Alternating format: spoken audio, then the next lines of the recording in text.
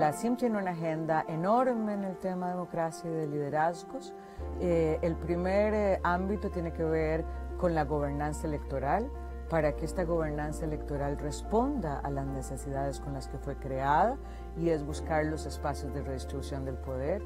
Después hay un programa interamericano sobre el liderazgo de las mujeres, donde generamos conocimiento y también tenemos cursos de capacitación. Hay un poderoso curso que ha llegado a más de 1000 mujeres con más de 15 ediciones, que es para candidatas electorales, en las cuales conversamos con ellas, pero también nos ponemos en una agenda de solidaridad y articulación y alianzas entre las mujeres, a pesar de las múltiples diferencias ideológicas o de partidos políticos.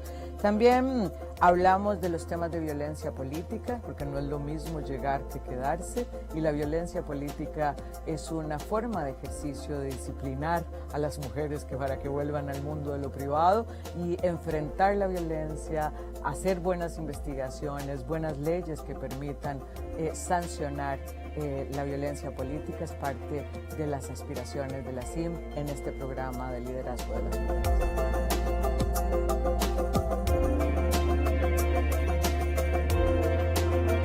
La aspiración histórica de las mujeres es estar en el mundo de lo público, que nuestro trabajo sea remunerado y que tenga un reconocimiento. COVID ha puesto en evidencia una profundización de las brechas existentes para el logro de este objetivo.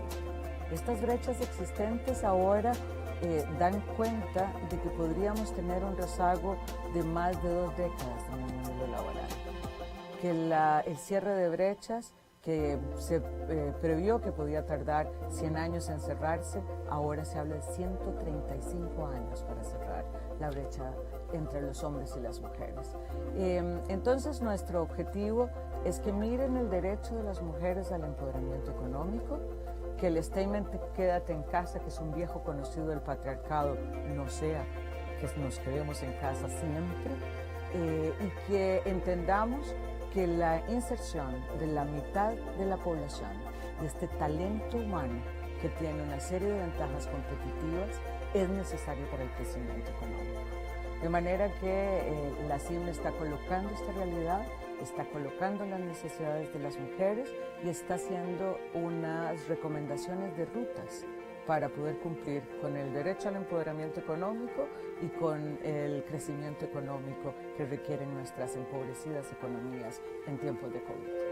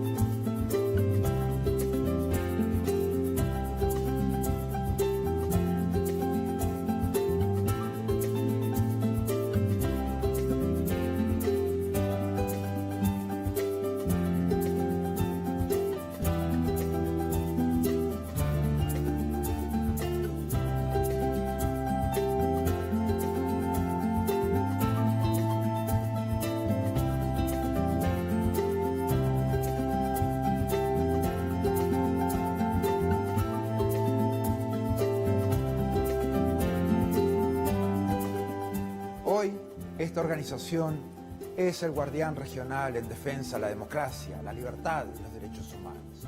Los países se han comprometido con estos valores a través de instrumentos legales como la Carta Democrática Interamericana, la Convención Americana de Derechos Humanos y todas las demás convenciones interamericanas. Nuestro trabajo es mantener los más altos estándares. Debemos ser objetivos, analizar los hechos, denunciar cuando veamos corrupción, inequidad o amenazas a la libertad. En esos casos no podemos ser neutrales.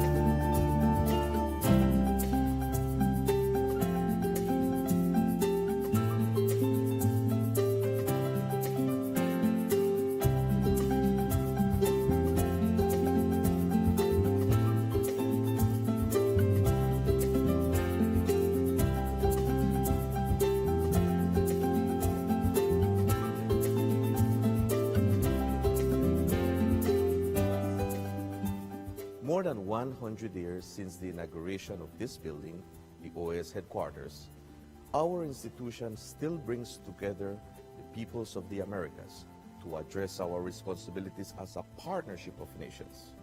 As we look to the future, our work must also focus on the construction of a positive agenda that continues to favorably impact millions of lives every day.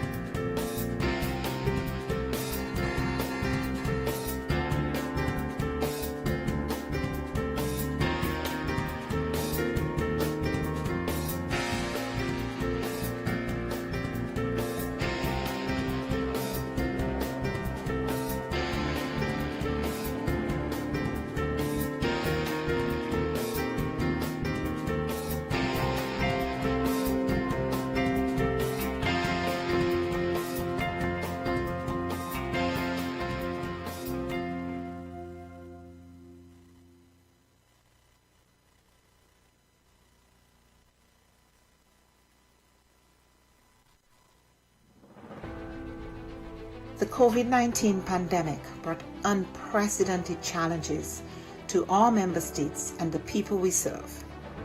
In response, the OAS Secretariat for Integral Development adopted a three-pronged approach by 1. Adjusting our portfolio of existing projects, 2. Exploring new projects to meet emerging needs, and 3. Expanding multi-sectoral partnerships. The results achieved in 2020 demonstrate the resilience of our member states and the commitment of the OAS SETI to work with member states and partners towards our common goals in the development of our region. Our Network on Competitiveness launched the COVID-19 Ideas Accelerator, sharing 250 tools, health solutions, responses, and recovery plans. The Network for Labor Administration published a portfolio of responses from ministries of labor to COVID-19, sharing over 420 measures taken to protect workers, employment, and income. Likewise, the Inter-American Teacher Education Network series, Teaching STEM in Quarantine, provided 117,000 teachers with key tools to continue advancing STEM education during the pandemic. Through its network and platforms, the Inter-American Committee on Ports promoted international and national best practices, guidelines, protocols, and recommendations on COVID-19 safety measures and continuity of logistic operations. Initiatives such as the Education in Times of Change platform allowed us to meet urgent needs by offering timely tools on virtual education and a dedicated space for ministries to share strategies, actions, and solutions. Other programs such as the Row Fund stepped up, providing emergency grants to offset the challenges imposed on our students by the pandemic. SETI's partnerships are adding value to member states in the form of technical assistance, training, and access to tools and services. In partnership with leading private sector institutions, we offered micro, small, and medium enterprises access to online tools and training, increasing their visibility and participation in e-commerce, a key to their survival and growth in the pandemic and post-pandemic era. A new OAS SETI Facebook initiative provided 85,000 MSMEs across the region with capacity building opportunities and WhatsApp business tools to aid response, recovery, and resilience building. The Caribbean Small Business Development Center's program achieved real impact, supporting new businesses, expanding sales, and driving growth. A new network of Caribbean SPDCs will broaden the program's reach. The Inter-American Committee on Tourism, the C2, convened ministerial-level policy dialogue in an urgent response to the impact of the pandemic on the hard-hit tourism and hospitality sectors. Policymakers and experts discussed biosanitary protocols, travel and visa facilitation, among other critical areas for the sector's recovery. Partnering with the George Washington University and the U.S. Bureau of Indian Affairs, we went ahead with the scheduled first Indigenous Tourism Forum of the Americas, pivoting to a virtual format and convening over 240 participants from indigenous communities, the private sector, and governments. SEDI also integrated sustainable development practices in the COVID-19 response. The pandemic is a daily reminder of the links between water, health, sanitation, food security, and nutrition. We ensured the continuity of our water management projects in the Plata Basin and worked with governments and partners in the design of an investment portfolio valued at $90 million. Additionally, the Energy and Climate Partnership of the Americas continued to share relevant best practices and responses to the pandemic on energy and air quality. These few examples indicate our collective impact. We cannot do this alone. It is now more urgent than ever to address the region's structural weaknesses, to recover from the health, economic, and social crises occasioned by the pandemic and prepare for future shocks. It is imperative that we work together as we risk losing recent development gains and seeing millions fall back into poverty. It is time for the region to redirect course and pursue a more sustainable, resilient, and equitable future for all. We are in this together. But the resilience building agenda is too big for any one stakeholder to address acting alone, and simply bringing together stakeholders, whether at the national, subnational, regional, or global level, is not enough. Effective, focused, and sustained coordination among stakeholders is paramount to provide countries with integrated and comprehensive support. The OAS, as a hemispheric forum and honest broker, must continue to facilitate this process while we work with member states towards the attainment of the 2030 Sustainable Development Agenda. Cooperation, collaboration, and partnerships that include all actors strengthen us, enabling us to be more than the sum of our parts. We can and we must work together. The future of our region depends on it.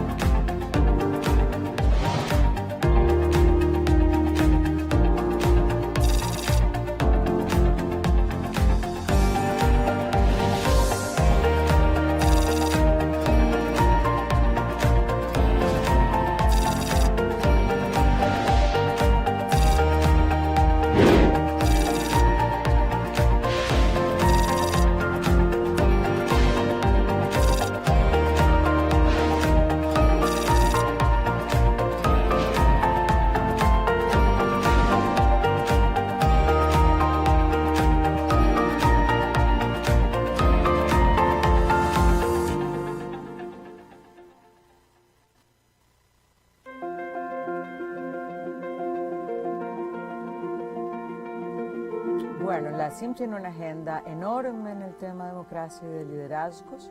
El primer ámbito tiene que ver con la gobernanza electoral, para que esta gobernanza electoral responda a las necesidades con las que fue creada, y es buscar los espacios de redistribución del poder.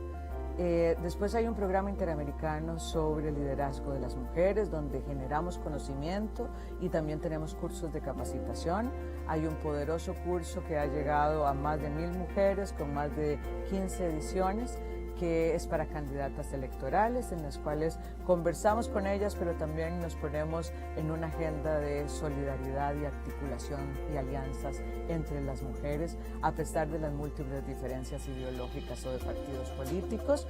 También hablamos de los temas de violencia política, porque no es lo mismo llegar que quedarse, y la violencia política es una forma de ejercicio de disciplinar a las mujeres para que vuelvan al mundo de lo privado y enfrentar la violencia, hacer buenas investigaciones, buenas leyes que permitan sancionar la violencia política. Es parte de las aspiraciones de la CIM en este programa de liderazgo de las mujeres.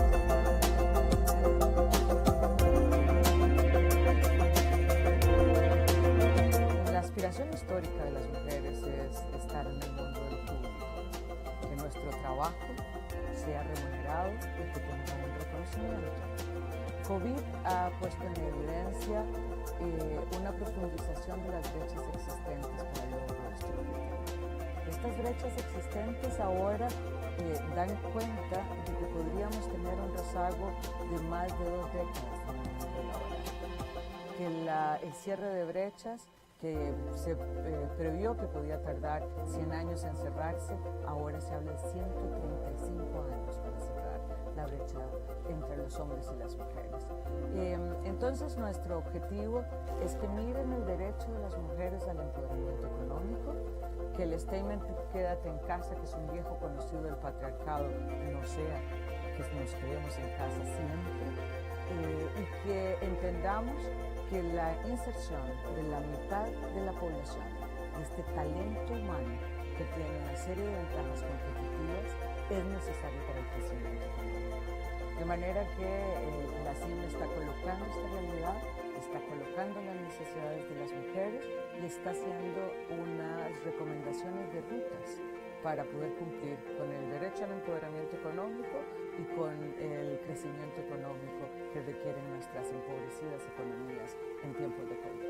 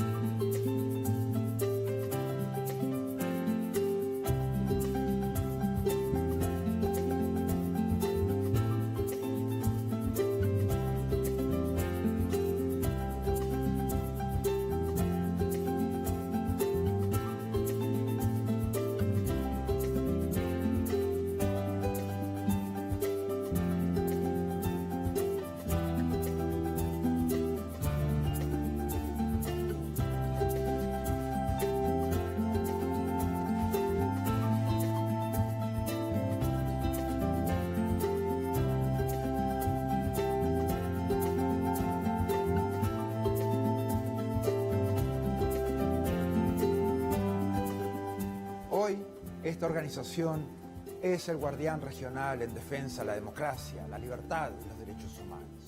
Los países se han comprometido con estos valores a través de instrumentos legales como la Carta Democrática Interamericana, la Convención Americana de Derechos Humanos y todas las demás convenciones interamericanas. Nuestro trabajo es mantener los más altos estándares. Debemos ser objetivos, analizar los hechos, denunciar cuando veamos corrupción, inequidad o amenazas a la libertad. En esos casos no podemos ser neutrales.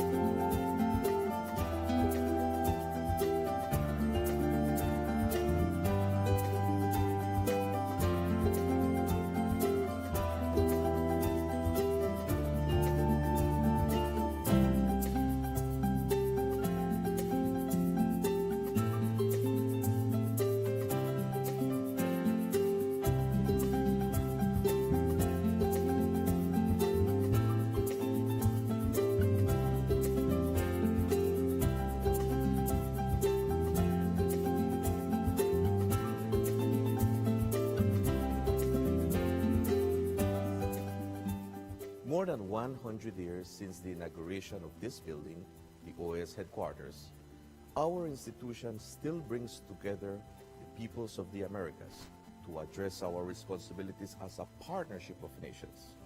As we look to the future, our work must also focus on the construction of a positive agenda that continues to favorably impact millions of lives every day.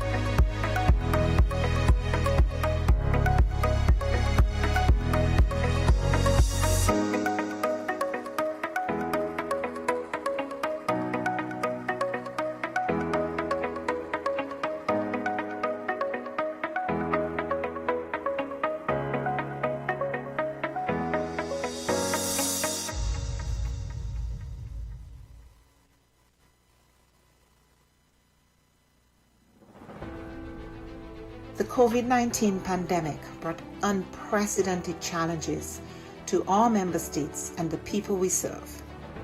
In response, the OAS Secretariat for Integral Development adopted a three-pronged approach by 1. Adjusting our portfolio of existing projects, 2. Exploring new projects to meet emerging needs, and 3. Expanding multi-sectoral partnerships. The results achieved in 2020 demonstrate the resilience of our member states and the commitment of the OAS SETI to work with member states and partners towards our common goals in the development of our region. Our Network on Competitiveness launched the COVID-19 Ideas Accelerator, sharing 250 tools, health solutions, responses, and recovery plans. The Network for Labor Administration published a portfolio of responses from ministries of labor to COVID-19, sharing over 420 measures taken to protect workers, employment, and income. Likewise, The Inter-American Teacher Education Network series, Teaching STEM in Quarantine, provided 117,000 teachers with key tools to continue advancing STEM education during the pandemic. Through its network and platforms, the Inter-American Committee on Ports promoted international and national best practices, guidelines, protocols, and recommendations on COVID-19 safety measures and continuity of logistic operations.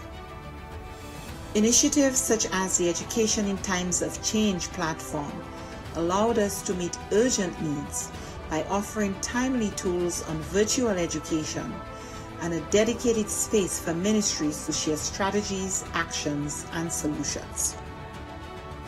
Other programs such as the Row Fund stepped up, providing emergency grants to offset the challenges imposed on our students by the pandemic. SETI's partnerships are adding value to member states in the form of technical assistance, training, and access to tools and services. In partnership with leading private sector institutions, we offered micro, small, and medium enterprises access to online tools and training, increasing their visibility and participation in e-commerce, a key to their survival and growth in the pandemic and post-pandemic era. A new OAS SETI Facebook initiative provided 85,000 MSMEs across the region with capacity building opportunities and WhatsApp business tools to aid response, recovery, and resilience building. The Caribbean Small Business Development Centers program achieved real impact, supporting new businesses, expanding sales, and driving growth. A new network of Caribbean SBDCs will broaden the program's reach. The Inter-American Committee on Tourism, the C2, convened ministerial-level policy dialogue in an urgent response to the impact of the pandemic on the hard-hit tourism and hospitality sectors. Policymakers and experts discussed biosanitary protocols, travel and visa facilitation, among other critical areas for the sector's recovery. Partnering with the George Washington University and the U.S. Bureau of Indian Affairs, we went ahead with the scheduled first Indigenous Tourism Forum of the Americas, pivoting to a virtual format and convening over 240 participants from indigenous communities, the private sector, and governments. SETI also integrated sustainable development practices in the COVID-19 response. The pandemic is a daily reminder of the links between water, health, sanitation, food security, and nutrition. We ensured the continuity of our water management projects in the Plata Basin and worked with governments and partners in the design of an investment portfolio valued at $90 million. Additionally, the Energy and Climate Partnership of the Americas continued to share relevant best practices and responses to the pandemic on energy and air quality. These few examples indicate our collective impact. We cannot do this alone. It is now more urgent than ever to address the region's structural weaknesses, to recover from the health, economic, and social crises occasioned by the pandemic and prepare for future shocks. It is imperative that we work together as we risk losing recent development gains and seeing millions fall back into poverty. It is time for the region to redirect course and pursue a more sustainable, resilient, and equitable future for all. We are in this together. But the resilience building agenda is too big for any one stakeholder to address acting alone, and simply bringing together stakeholders, whether at the national, subnational, regional, or global level, is not enough. Effective, focused, and sustained coordination among stakeholders is paramount to provide countries with integrated and comprehensive support.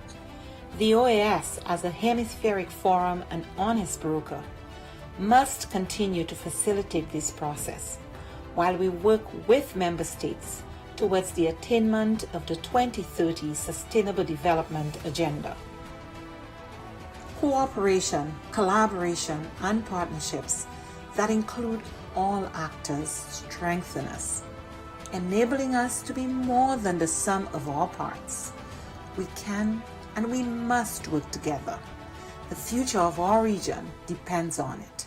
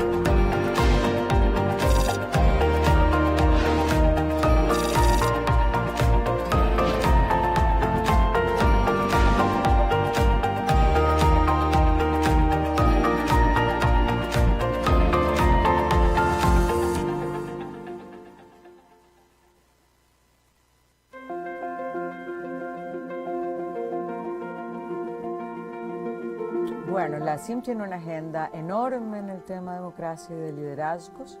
El primer ámbito tiene que ver con la gobernanza electoral, para que esta gobernanza electoral responda a las necesidades con las que fue creada, y es buscar los espacios de redistribución del poder. Después hay un programa interamericano sobre el liderazgo de las mujeres, donde generamos conocimiento y también tenemos cursos de capacitación. Hay un poderoso curso que ha llegado a más de 1000 mujeres con más de 15 ediciones, que es para candidatas electorales, en las cuales conversamos con ellas, pero también nos ponemos en una agenda de solidaridad y articulación y alianzas entre las mujeres, a pesar de las múltiples diferencias ideológicas o de partidos políticos. También hablamos de los temas de violencia política, porque no es lo mismo llegar que quedarse, y la violencia política es una forma de ejercicio de disciplinar a las mujeres para que vuelvan al mundo de lo privado y enfrentar la violencia, hacer buenas investigaciones, buenas leyes que permitan sancionar la violencia política. Es parte de las aspiraciones de la CIM en este programa de liderazgo de las mujeres. Thank you very much, sir. Good morning, everyone. We will now complete our phase of testing of audio and video. Having completed the test this morning, we have the following delegations connected: Argentina, Barbados, Belize, Bolivia, Canada, Chile, Colombia, Costa Rica, Dominica, Ecuador, El Salvador, Grenada, Guatemala, Guyana, Haiti, Honduras, Jamaica, Mexico, Nicaragua, Panama, Paraguay, Peru, the Dominican Republic, St. Kitts and Nevis, St. Vincent and the Grenadines, Suriname, Trinidad and Tobago, Uruguay, and Venezuela. We confirm quorum, Mr. Chairman. Thank you. Thank you very much. Good morning, distinguished permanent representatives, alternate representatives, Mr. Secretary General, Mr. Assistant Secretary General, permanent observers, our very special experts, the Honorable Mark Brantley, Larry Quinlan, and Enrique Perez. Ladies and gentlemen, following verification of the quorum by the Secretariat, I am pleased to declare open this special meeting of the Permanent Council, which has been convened by the Chair pursuant to the authority vested in the Chair in Article 37 of the Rules and Procedures, for the purpose of considering the topic titled Incentivizing Work Effort, as contained in the Order of Business, document CP-OD 2367/22, which I hereby submit for the consideration of this Council. There being no observations or comments, we will proceed to adopt it without amendment.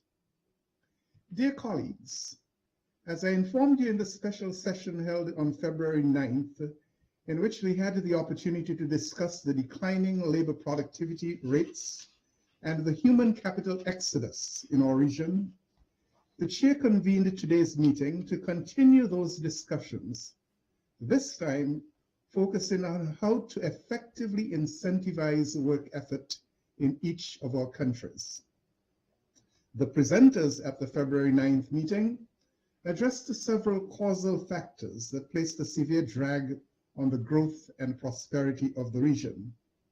It was Dr. William Maloney, the chief economist for the World Bank for Latin America and the Caribbean, who described the region as stalled and grumpy. There is no question that the revolution in technological innovation has played a major role in influencing growth and prosperity. Virtually every session that one attends today invariably references the importance of technological innovation.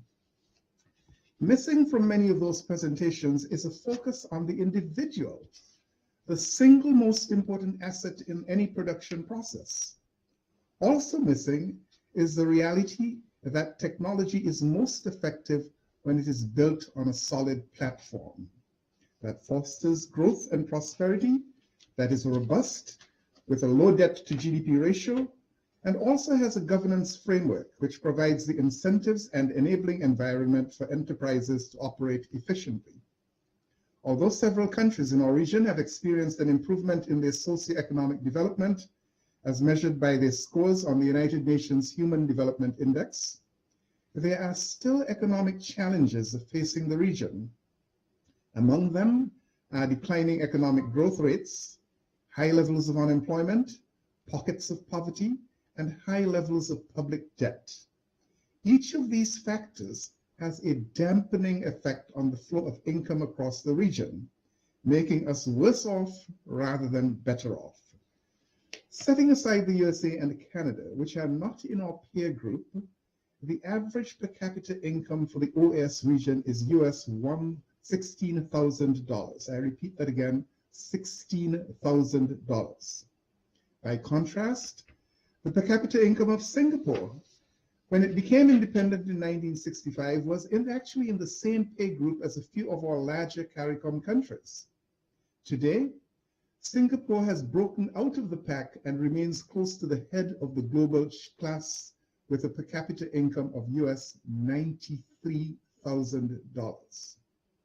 The stark reality is that as productivity is reduced across our region, income levels contract, and often the best and brightest head for the exits and seek refuge in the USA, where the per capita income is US $64,000. The very damaging effect of this is that the region is left with a residual labor force that is unprepared for meeting the demands of a technologically driven knowledge economy. Within this context, today we will hear expert presentations from our three panelists on the topic of incentivizing work effort. To explore these issues, I now turn to the first of our three experts, the Honorable Mark A.G. Brantley, Minister of Foreign Affairs and Aviation for the Federal Government of St. Kitts and Nevis and Premier of Nevis.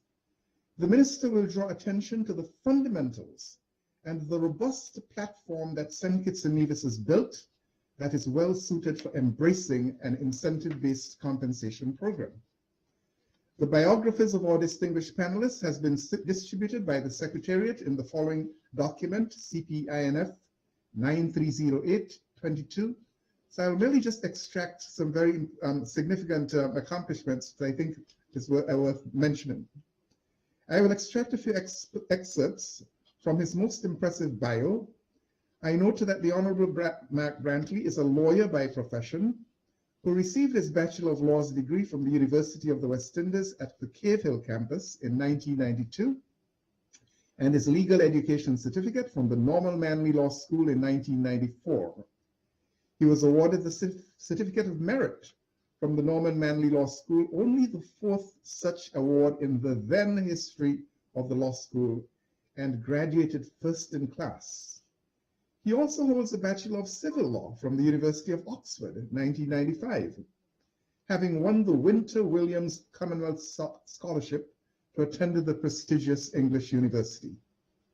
Premier Brantley has been leading the island during this unprecedented time of COVID-19. In March of 2020, he actually announced that he would forego his entire salary and benefits as Premier of Nevis until the pandemic is over. He continues to forego his salary as Premier of Nevis 22 months after his initial announcement. I am honored to honor this panel discussion with the initial presentation by His Excellency, the Honorable Mark A.G. Brantley, Minister of Foreign Affairs and Aviation of St. Kitts and Nevis, and my own parliamentary representative for the place that locals often refer to as the great metropolis of Bath. It happens to be a short distance away from the birthplace of Alexander Hamilton, the first Secretary of the U.S. Treasury. His Excellency Mark Brantley, welcome to the OAS Permanent Council. You have the floor, sir.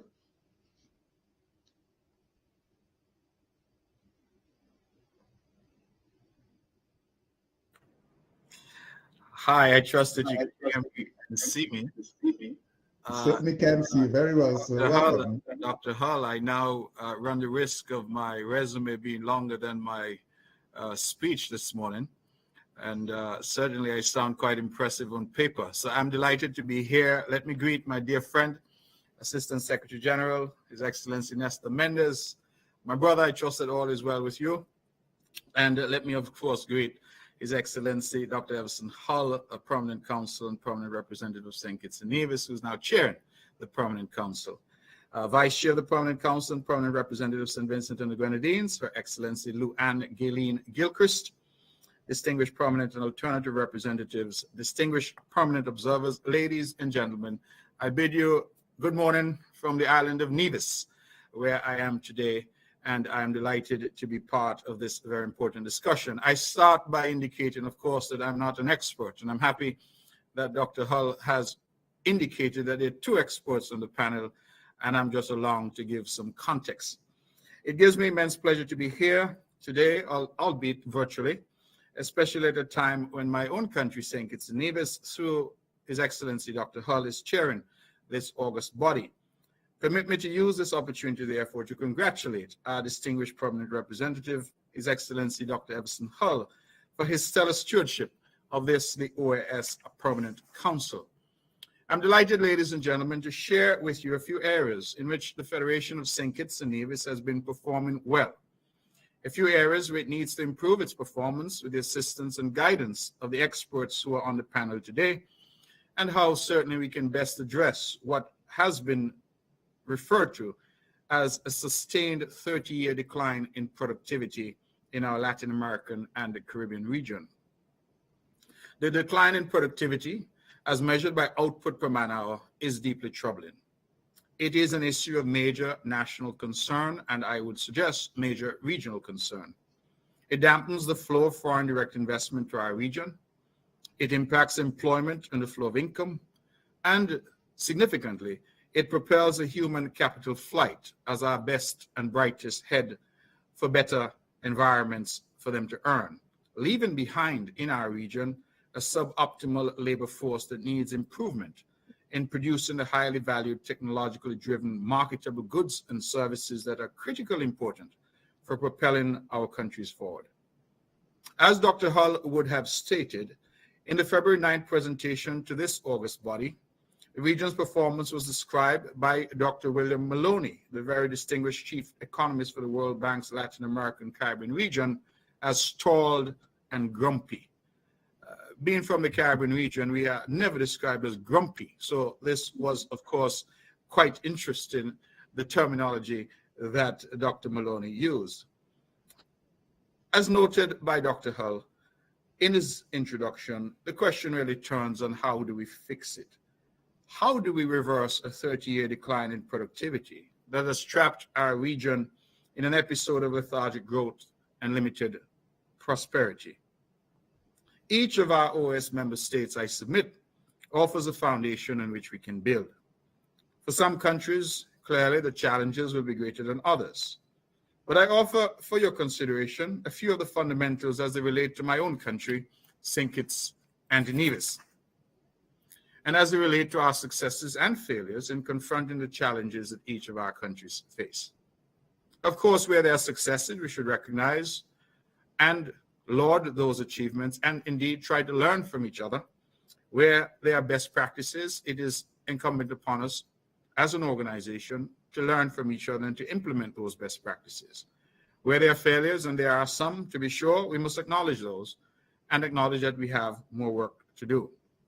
It is my hope from the participation here today that our experts on this panel will give some framework and some idea in building out the architecture of a potential response to these difficulties that we face and how we can move beyond being stalled and grumpy.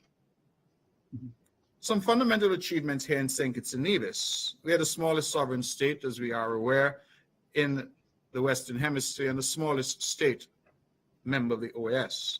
Notwithstanding our size, we have been able for many decades now to implement free mandatory education up to the secondary level.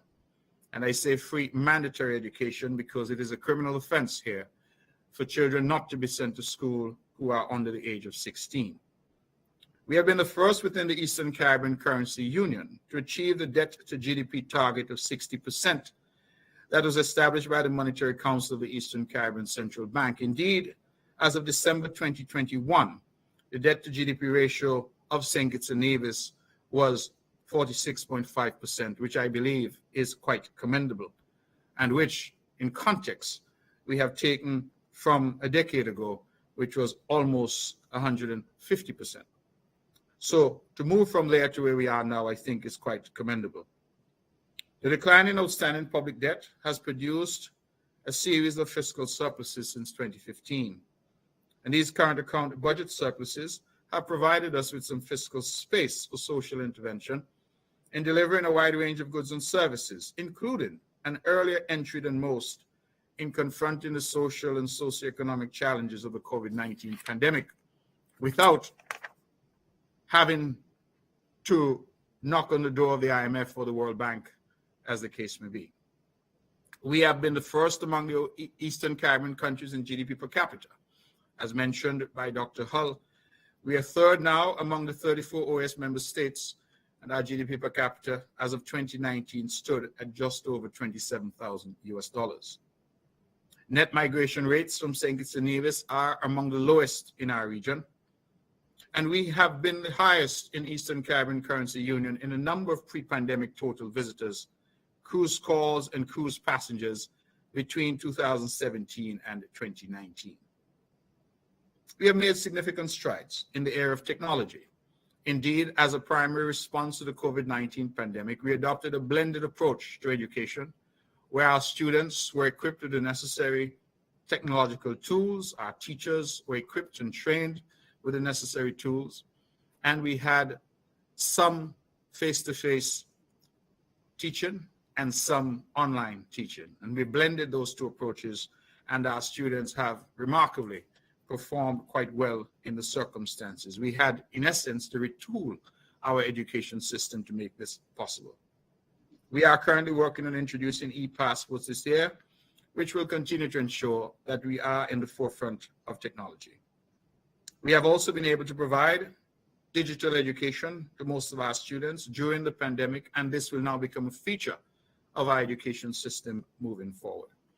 For 2022, this year, we hope to focus on investing in the expansion of digital assets and infrastructure needed to support hybrid approaches to learning, upgrading the competence of our teachers to effectively engage and support learners in the virtual educational space, and enhancing cybersecurity awareness to improve safety during online engagement and to protect our investment in devices and applications.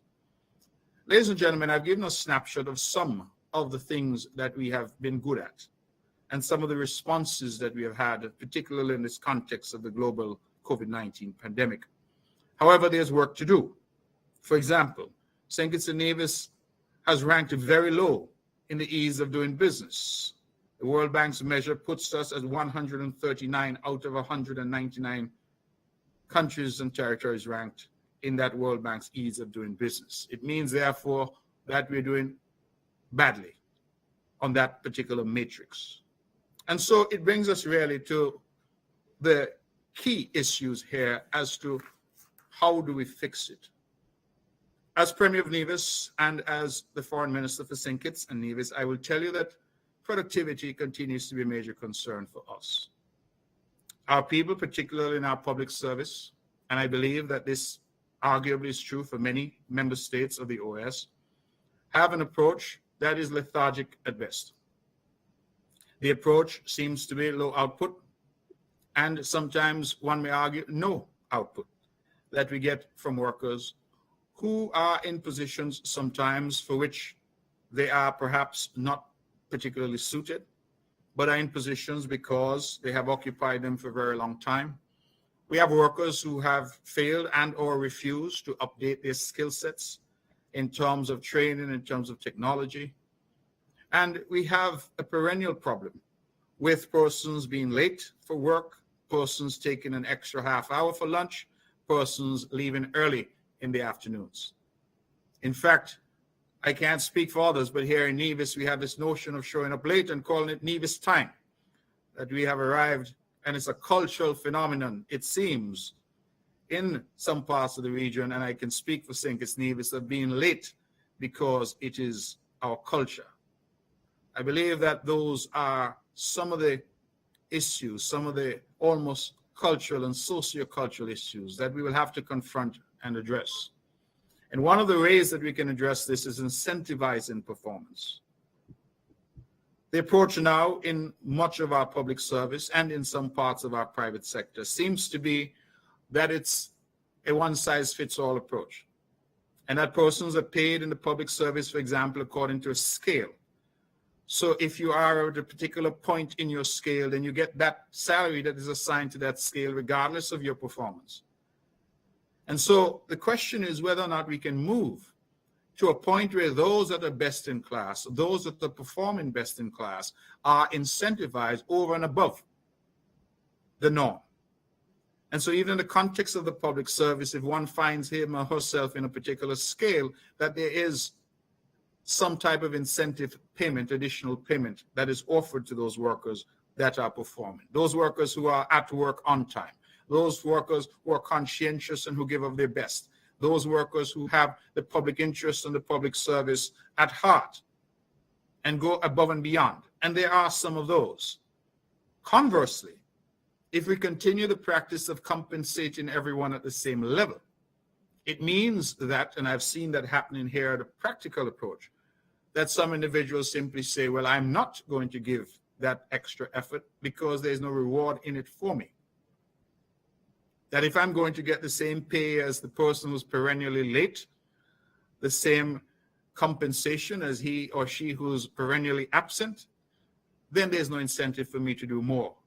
And so in a way, we dampen down the performance of everyone by not incentivizing the performance of those who do well. Equally, I would argue that if we were to incentivize the performance of those who do well, that will have a bottom-up effect in the sense that others will be motivated. I want to be like him or her because they're making more, they're doing better because of their performance. And so I think that from a public service point of view, this is a serious problem that we have. And we have often, I think, made the mistake of trying to solve that problem by hiring more people rather than seeking to hire the best people and getting individuals there that will in fact perform. And the process of hiring more people has led to a perennial problem throughout our region of having large public sectors with large wage bills. And that has proven difficult for many of us in terms of a budgetary process and how we manage it. I said at the outset that my purpose here was to give some context and some background. It is, I think, a matter that is well worth discussion. I thank Dr. Hull for raising this and perhaps forcing us all to think about how we treat compensation, how we treat incentivizing work effort in a different way. And hopefully this conversation will lead to a change in approach and a change in policy across the OAS, across the member states, and certainly I hope here in St. Kitts and Nevis. I know that we are pressed for time. I know that you're not here to hear from me, but from the experts. And so I will just end by thanking you, Dr. Hull, His Excellency, thanking you, His Excellency Nestor Mendes, my dear friend, and thanking all who are present for the opportunity to engage and to be a part of this discussion and the opportunity to listen to the experts. And hopefully we can continue this conversation well beyond the chairmanship of Dr. Hull as we seek to re-engineer our region and to make us best in class. I will end by the observation that notwithstanding that St. Kitts and Nevis at a GDP per capita of just over $27,000 US, that we are third in the OAS and first in the OECS in terms of GDP per capita, that we are still at this point only 1/3 of what Singapore is. It therefore means that there's a tremendous level of work needed. And I believe that the OAS is well positioned through its leadership to change the narrative and to get us to where we want to go, to a more productive society, a more productive community, a more productive country, a more productive region. And that the next time that the World Bank comes to speak to you, that we can say with one acclaim that we are no longer stalled and we're no longer grumpy. Thank you very much for the opportunity. I will now listen offline. Thank you. Thank you very much, Your Excellency, for your most informative presentation. I must say that you've really hit the nail on the head in several areas. You've identified a number of the fundamentals, which are very, very important. And you've also identified those areas where we've performed well and those where we need to do additional work. So thank you very, very much for that presentation. I am now pleased to offer the floor to Dr. Larry Quinlan, the former Global Chief Information Officer for Deloitte. Born in St. Kitts and Nevis, Dr. Quinlan has over 35 years of experience creating value through inspired strategic leadership. He's a digital and technology transformation expert with extensive experience in complex enterprise systems, integrations, cybersecurity, in complex enterprise systems, in technology, organizational design, and global shared services modules. He is sought after for his understanding of the strategic impact of emerging technologies, including advanced analytics, artificial intelligence, cloud mobility, blockchain, 5G, and the Internet of Things. Dr. Quinlan most recently served as the Global Chief Information Officer for Deloitte, the $45 billion professional services firm. He had responsibilities for all facets of technology and operations, overseeing 10,000 IT professionals in 175 countries.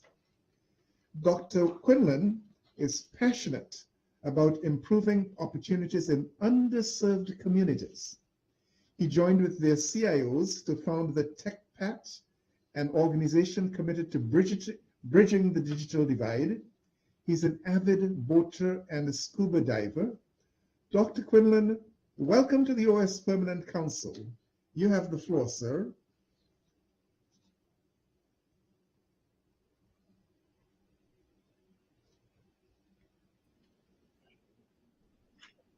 Dr. Hull, thank you so much for inviting me, and truly appreciate the introduction. I'd like to observe the protocols that have been put in place and say thank you for everyone, and it's a pleasure to be here.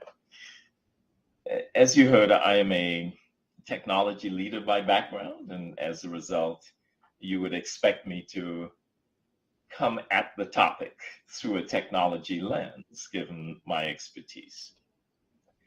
The stage has been set. There is a productivity decline that's undeniable in the region. In fact, there's been negative productivity growth since 2014, which must be alarming to all of us. Investment over GDP ratios have been flat over that period of time. You've heard that migration trends remain problematic, and there is clearly a lack of performance-based infrastructure, incentive infrastructure in the region. And all of these things put together, I believe, create a burning platform for us to act. Some more setting of the stage. If I think of technology revolutions that have occurred, through the World Economic Forum, we've popularized this notion now of being in the fourth industrial revolution. The first industrial revolution, as you know, was largely mechanical, and the second industrial revolution really focused on transportation and communications, railroads and steamships and all of these things. The third industrial revolution then really turned its attention to the whole notion of computing and the ways of digitizing the world as we know it. And the fourth industrial revolution focuses on automation, data exchange, on platforms like the cloud, Internet of Things, cognitive, artificial intelligence, machine learning, and all of those areas. And I believe that this fourth industrial revolution will really have an incredible impact on the labor force, on jobs, on productivity, if harnessed well. It could actually have a negative impact, if not. There's some estimates that say that 40 to 50% of all jobs will be transformed, and in some cases, eliminated. There is, in fact, a potential, a danger of this revolution widening the gap rather than narrowing it between developed and developing countries unless we figure out ways to improve our productivity and make this revolution work for us. And I would argue that there are, in fact, significant ways of increasing productivity using the automation and the platforms that we see. There's more capital per worker. That's a possibility for us if we choose to make those investments. And those investments then make possible things like truly remote work. And as relatively smaller and underdeveloped nations, the whole notion of conquering time and space through technology and creating remote work and the ability to execute tasks in different territories actually is something that we can harness. Now, there are lots of cross-national boundary work that has to be done, protocols that have to be put in place, but the ability to separate where the work is done and where it is consumed is a truly exciting concept that I believe could work to our advantage and remove some of the infrastructure barriers that have bedeviled us for quite some time. And as part of the fourth industrial revolution, the migration to the cloud, for example, really creates an ability for us to participate in the global digital economy in ways perhaps that we haven't before. There are storm clouds on the horizon, of course, there always are.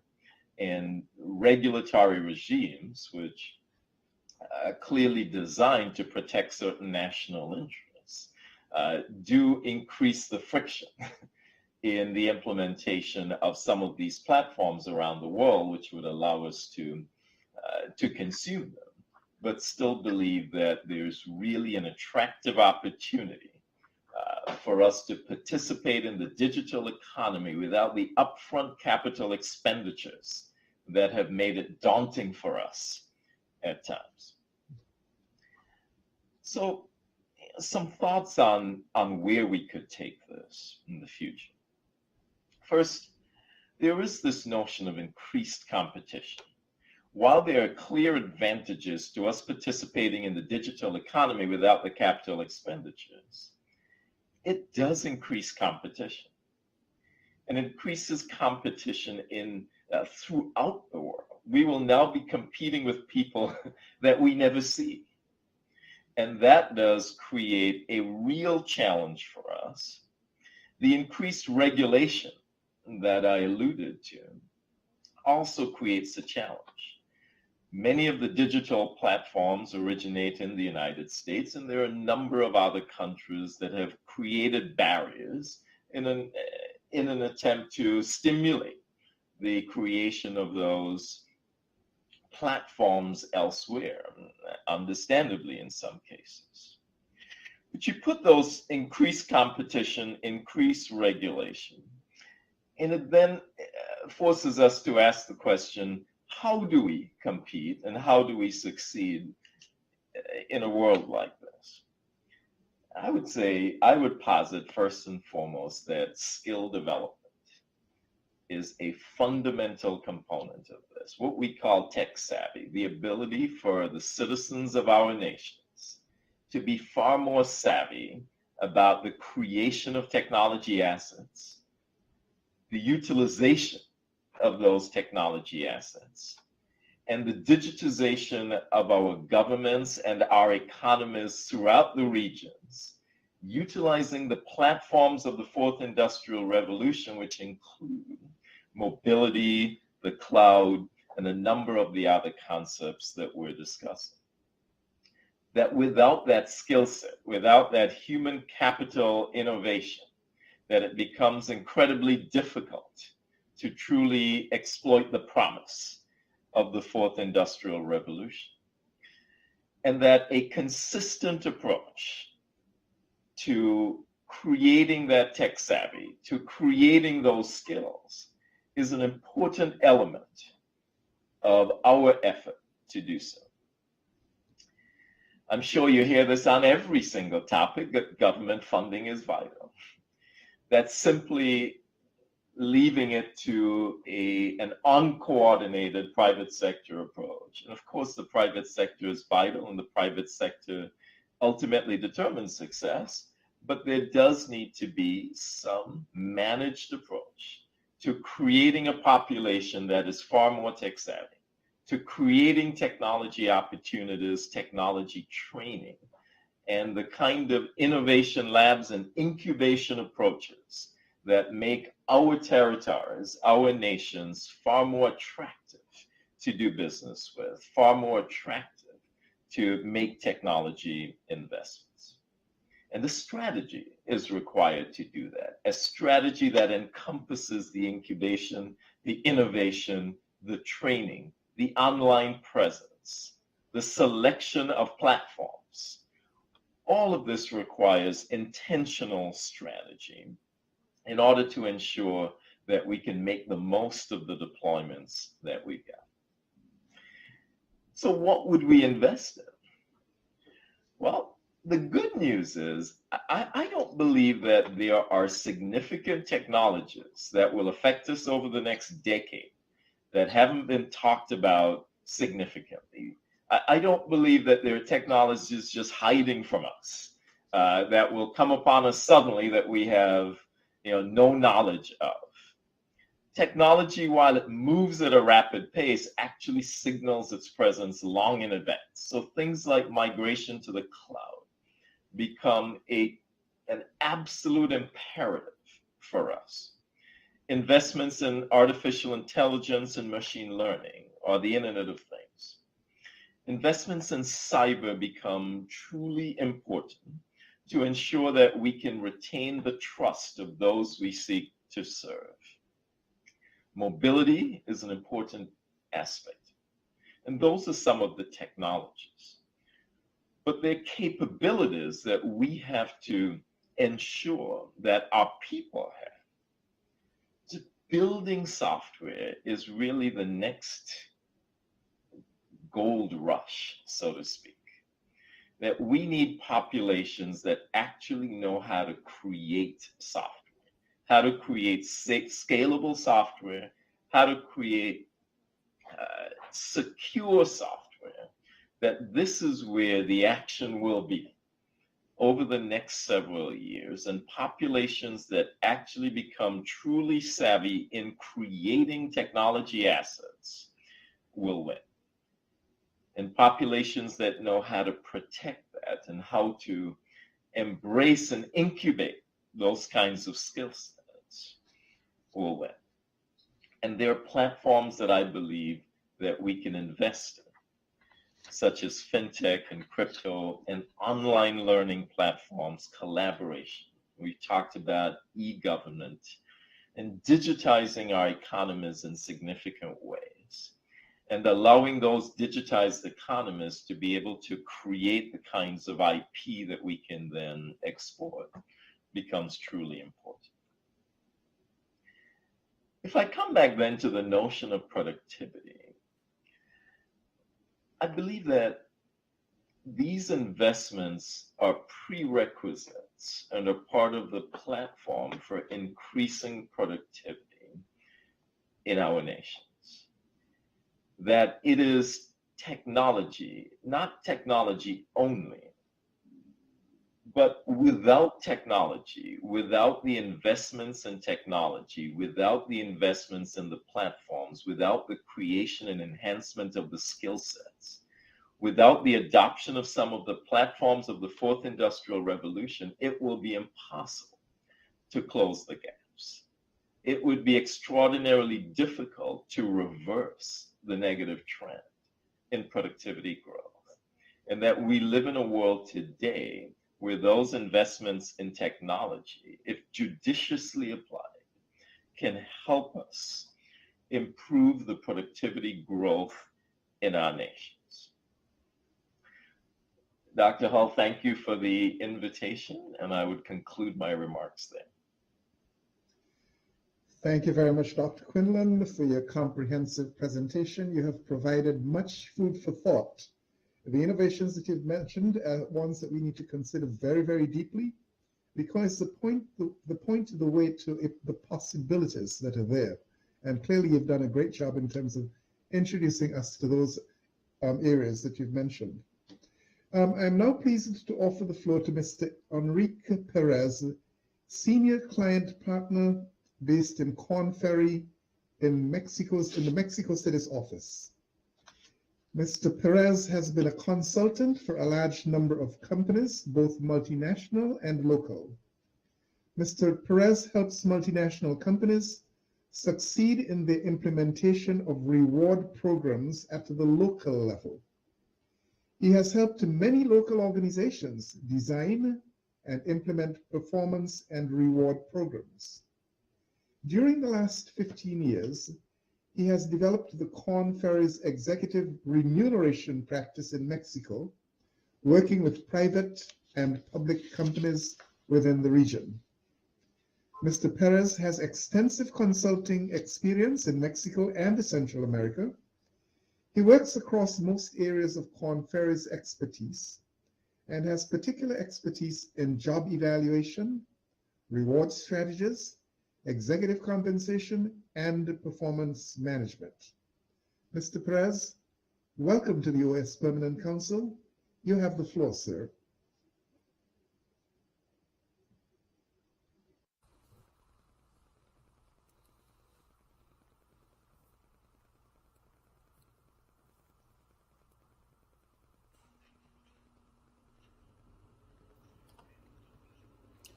Thank you very much for inviting me to this meeting.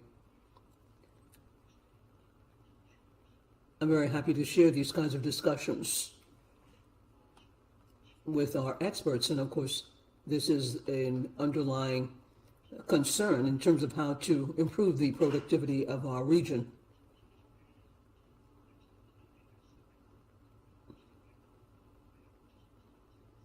I'm truly grateful for the context that was provided, and there are a lot of things that we have to take into account in the market, and it makes things complicated in the region. There is notable progress made in different countries with different people, and we see that the region is in lockstep with what we heard a few minutes ago. But I do have a brief presentation that I should like to share.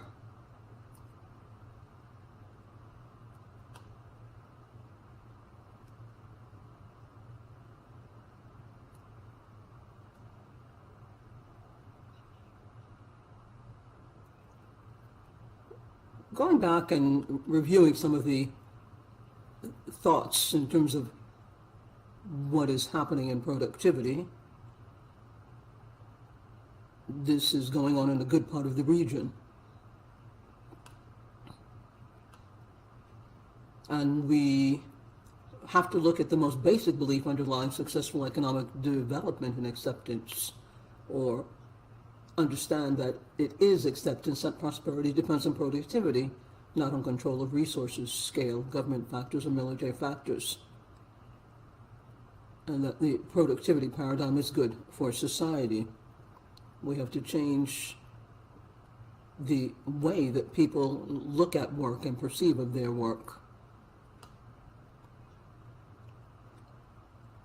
We have to look at the quality with which employees at work see things. We're actually talking about the process of work and the results of work. This has explanations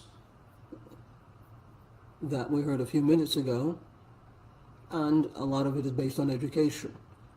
Increasingly, there is the need to look at options. This is not particularly just in the region, but I'm going to give you some data now. Actually, it's to show you about the topics that have to do with productivity and performance improvement. Productivity has been around for a long time, And countries for more than 100 years have used the model of competition.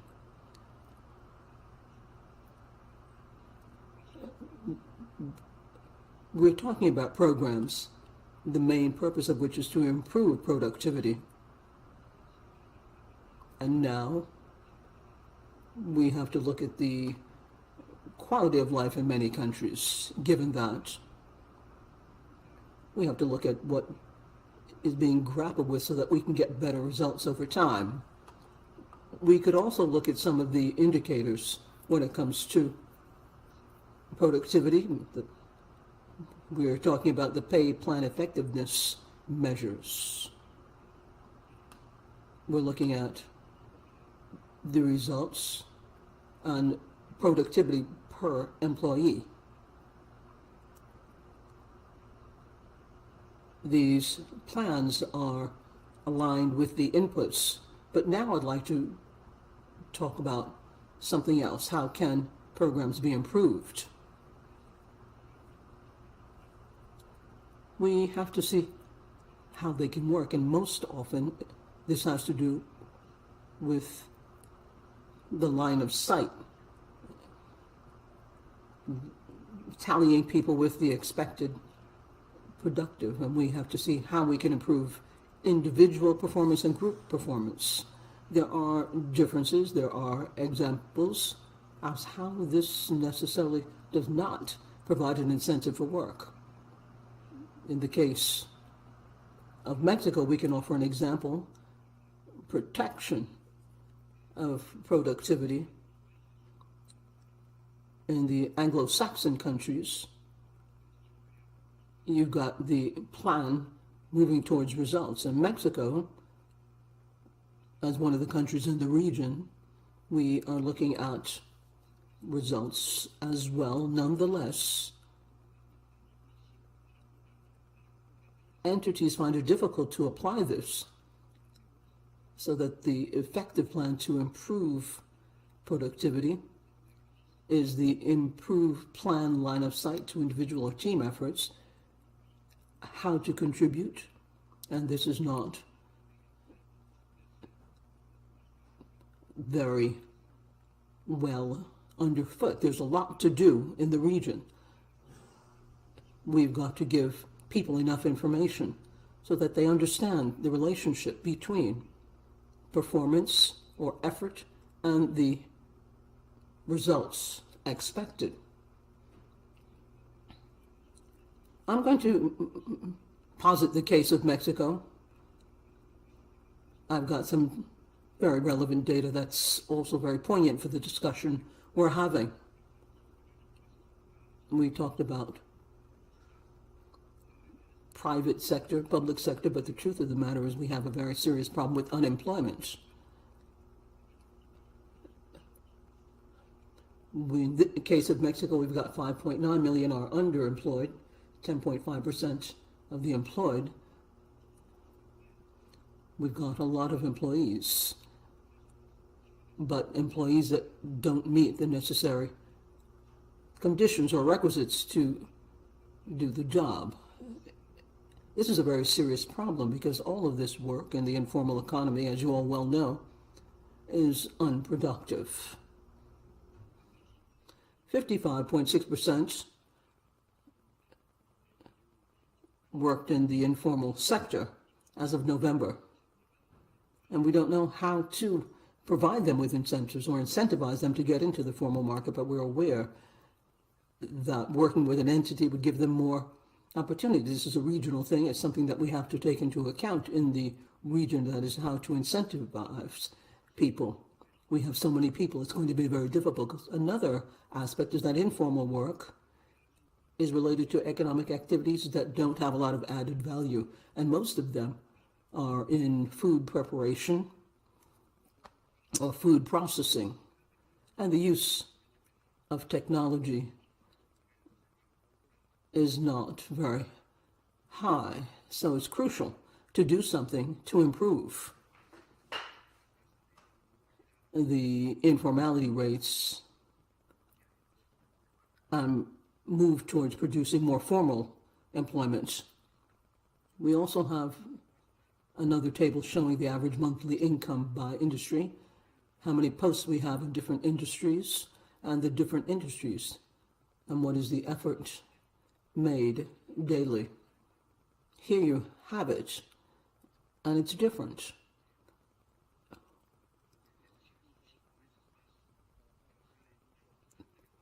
To work in telecommunications in that industry shows the figures that you see. The second, most people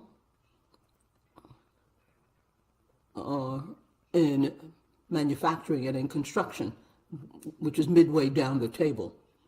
So that with this distribution of salaries that we have, which is very different, it's very complicated, generally speaking, when it comes to productivity. Of course, I wanted to mention, and these industries have some industries which are much more productive than other industries, and there are possibilities to improve things. Here, it takes me to another point, working poverty as percentage of the national population, how many people work and earn less than what they need to provide for 4 people, to put food on the table for 4 people, that is to say. And we have been looking at the working poverty over the course of years, and it's a crucial topic. 57.6 pesos is the urban food basket. That is the value of it per person per day. And if the work is not enough with the salary to delete this working poverty, it's going to give rise to a lot of consequences that we've spoke about. We see a lot of companies worldwide that are in this particular situation. We see that across the board throughout the world. So I feel that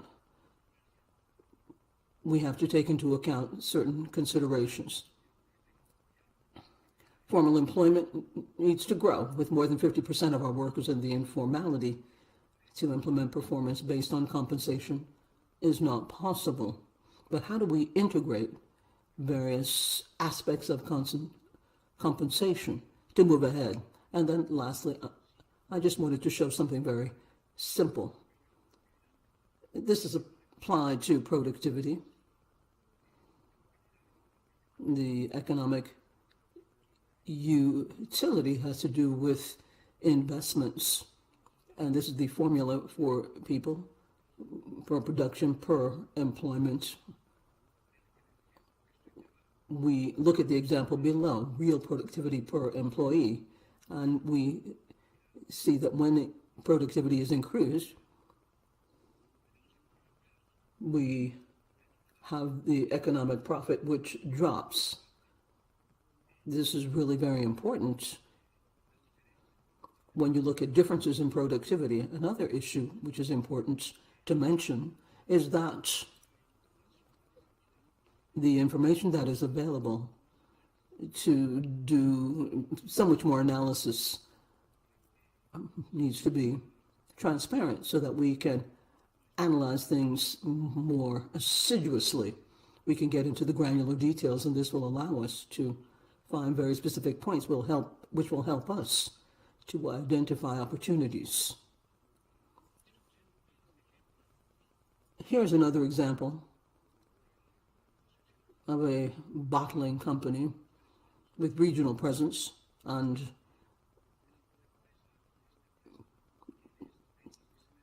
since the pandemic, this company dropped in productivity because of the pandemic.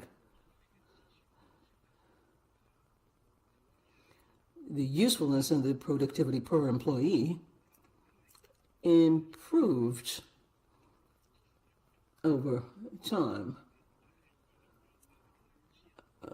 So productivity,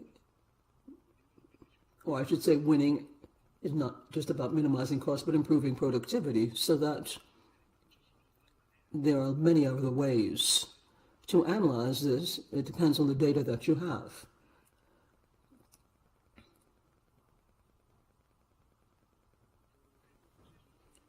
But that's what I wanted to say. Espero haber contribuido en esta conversación. Thank you for the opportunity, and I hope I contributed to the discussion. Those observations you made are most important in terms of dealing with the productivity issue, and you've provided us much information for us to reflect on. I'd like to thank you a great deal. Now we've come to the stage of the meeting when we can now open the floor up to the delegates. The floor is now open for your participation by member states. Please reveal your preferences by going to the request for the list.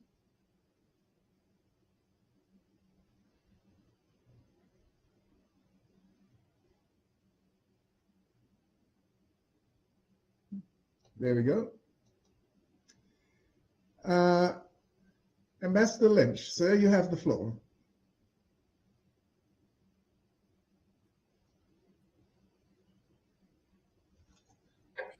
Mr. President, good morning to you, and good morning to the panelists that have been on this morning. Let me begin by commending you for your persistence in dealing with issues that are non-traditional within the sense of what, at least in my experience, of what the Permanent Council has dealt with thus far, in my experience here. What has been presented this morning continues to be of supreme importance to us in terms of our development, or social and economic development of most of the countries that are gathered in this hemisphere and in this august body. My concern continues to be, and I've said this before, is whether or not most of these presentations are best placed within this forum, and whether or not they're not better placed within the realm of inviting through this body real decision makers in terms of government and governance to be able to deal with some of these issues before us. Because I believe at the end of the day that folks like us can only carry the message or transmit the message. I know that these four are sometimes seen far and wide, but ultimately a person who is caught in a quasi-public type arrangement as an envoy for his country overseas and within a multilateral setting like this finds it very difficult to be able to not only absorb all of the elements of the message, but to be able to act, to be able to change the direction in which we're headed. That said, Mr. Chairman, I just want to reflect on something that was said earlier by one of your presenters, which I think is important. Mr. Perez, Enrique Perez, he talked somewhat about that the majority of our people are found in jobs in low productivity sectors. That was what was said, that the number of jobs that have been created and continue to be created and exist within our environment are those in which low productivity, low wages continue to be part and parcel of how we deal with them. And Mr. Chairman, although I will say this, maybe it's bordering on heresy, part of the problems, the challenges that we have is that we are involved in these sectors for a number of reasons. One is that they're easy sectors for us to enter. If you're talking about small open economies with limited resources and limited access to capital and technology, you're talking about areas in which we naturally will go towards. So you're talking about where our resources naturally lead us over time. And then you're talking about our sociocultural and historical leanings that take us in that direction. And therefore, that's why when we speak about industries, we can't speak about high tech very readily, and we can't speak about areas in terms of innovation and the like, because naturally we've never had access to the capital base that we need to be able to make the transitions out of what we're talking about, and we don't have the technology readily available to us. And therefore, this is what happens. If we're going to make, if these encounters are going to be meaningful and are going to really have any impact upon how we develop coming out of what we are now dealing with within these sessions, not only must it be heard by our political leaders, because we can't talk over the heads of our political leaders, but what also must happen is that our access to capital and technology has got to change. And therefore, if we are to make these transitions, we must get access or have access to better areas of our development in a way that allows us to get our hands on these particular variables and inputs to our development. I will say finally, I've heard from the time I was growing up as a young boy in Barbados about the issue of economic diversification and getting out of tourism. Well, not getting out of it, but transitioning tourism and looking for other aspects of development that can lead us to something else.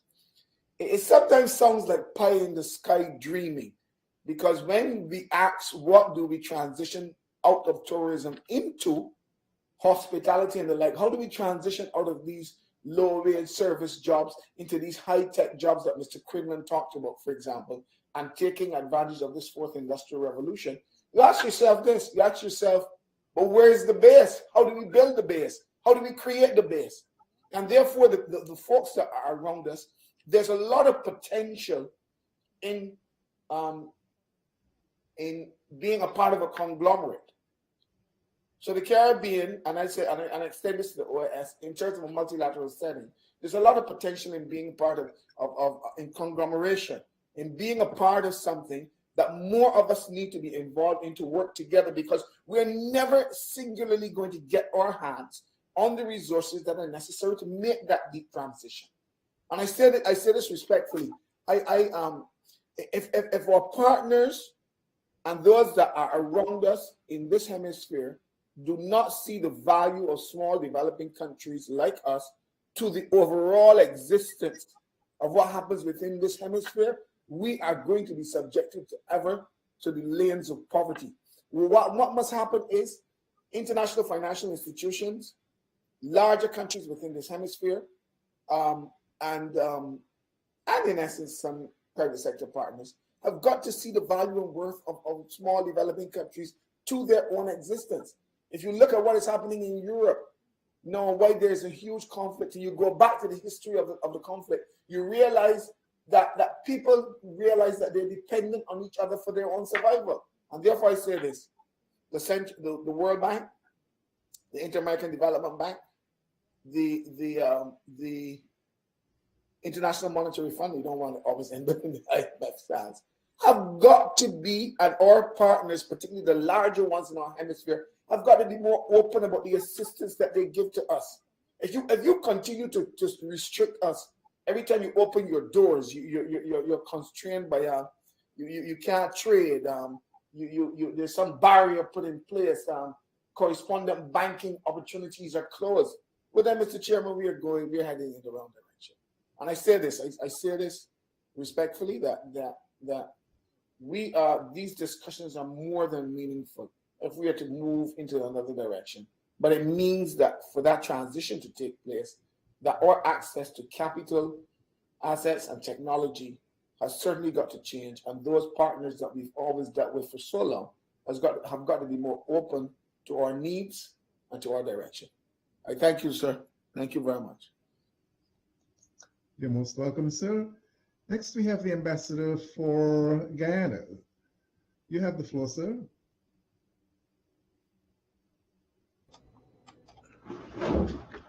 Thank you very much, Chairman Hall and colleagues. And I would make a comment, but I would say, first of all, it is my individual response and not a delegation and a government response. I wonder whether, I think, first let me also commend the persons who presented, starting with the minister in St. Kitts and Nevis. I found them all very impressive and very provocative. I wonder, though, whether in these discussions we are not avoiding some significant constraints. For example, mention is made, a reference is made quite often to Singapore. And if we look at the history of Singapore, I think we were together maybe in 1960 in terms of GDP and other measures. But our paths were quite different from then. And we chose those paths, or people chose those paths, or you may say those paths that Singapore followed were not open to us. There was their geographic position, which was important. But I tend to see Singapore's development more as a readiness to join with the European white world at the time, whilst we were not prepared to join with them or to have them join with us. So I would say that has been a significant determinant on the differences in the paths that we have followed. I think that we also have to look at the issue of the limitation on size.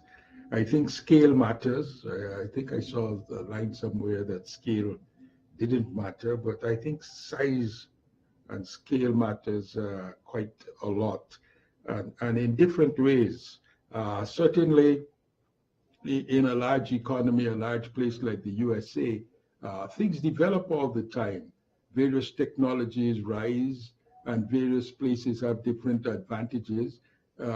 And people move. So when the auto industry goes down in Detroit or wherever, Chicago, people can move to California or wherever else development is taking place. I think there was this kind of discussion to awareness when people talked about our countries being plantation economies at the beginning. I think because of our size and to get some benefits of scale, productivity is related to scale. We end up being one culture kind of thing, one kind of a few main economic products. And but when things change, we go to zero. And I think that is related to our size. And it happens. We can see it in the large countries, only that their people then can move from one place to another place. I think that we read quite often that there is an urbanization trend in the world at large, and more people are living in big cities. And I would say what has happened to us in the Caribbean is that New York and Montreal and Miami and Washington to some extent, these are our big cities. It's natural for people to move to them.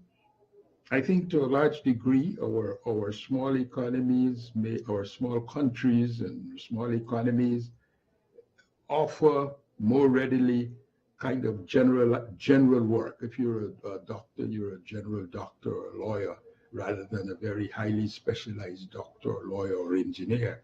And most of us, if we have some children coming up and they love to be, that they could be very good, we want them to come up to America and be at Johns Hopkins University and so on. I say this aware that of the 100 boys who joined Queen's College in Guyana with me in 1955, only about 15 of us spent most of our lives in Guyana. And I must protest the often reference that those people who've been left in the countries or choose to stay in the countries are to some extent a residual. I chose to stay in Guyana until 6 months ago, so I naturally am a little bit objective, and it's a question of what fits.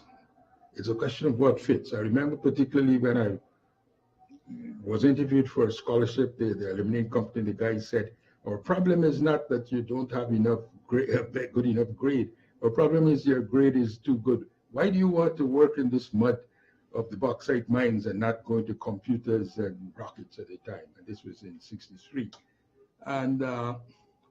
And that is a question that we have. So when we talk about people or people moving out and so on, our younger, brighter people moving out, we must bear those things in mind, or we will find ourselves being contradictory, in contradictory positions. Maybe within an hour, we move from one position to another that is contradictory. My inclination too is to think that what we see has evolved, the situation we see that has evolved often is not that bad. And there may be lots of things controlling it, limiting it that we are not aware of, or sometimes that we just don't want to accept. And I wonder about these things. In terms of productivity, growth, and so on, I think some of the issues here, let me talk now to the question of incentivization. I'm a little bit wary of incentivization, maybe because of being more of a socialist orientation. I'm wary of the approaches to incentivization, and I would say further that particularly in a small society and small groups, incentivization often goes down different paths, because different paths than in a large anonymous group. Maybe if I have 10,000 people in a place and I get an incentivization scheme, rather than having maybe 200 or so on in a public service in Guyana or in a place in one of our places. It takes different routes, and other people have questioned that approach too. Mr. Drucker, the way I've been reading Mr. Peter Drucker, I think that we questioned that. And on the issue of productivity, I'd like to refer to a book by Ishikawa, a Japanese book in the 1980s. And productivity has much more in it, social and cultural, political, than just, and even Peter Drucker talked about one time about the gangs in California. You know, they're very well motivated, and I presume they're very productive in their situation. So maybe my emphasis on this is on the social political, first of all, and not the technological and all those other things. Thank you very much. You're very welcome, sir. Next, we have the ambassador for Chile. You have the floor, sir.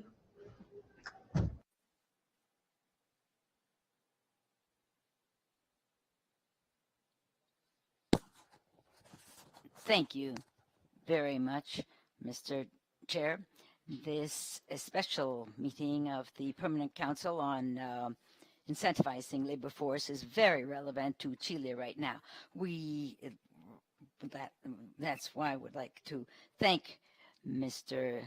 Levy and Mr. Quinlan and Mr. Enrique Perezama for their excellent presentations.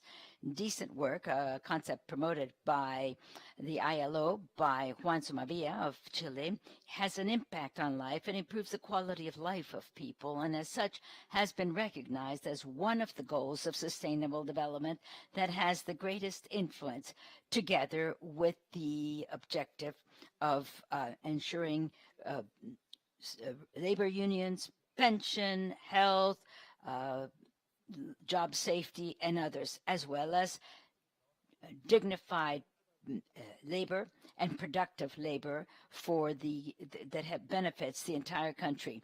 Decent jobs should be a tool that allows workers and their families to move away from poverty. And for them, it's fundamental to create the conditions that allow us to create high productivity jobs that have low environmental impact.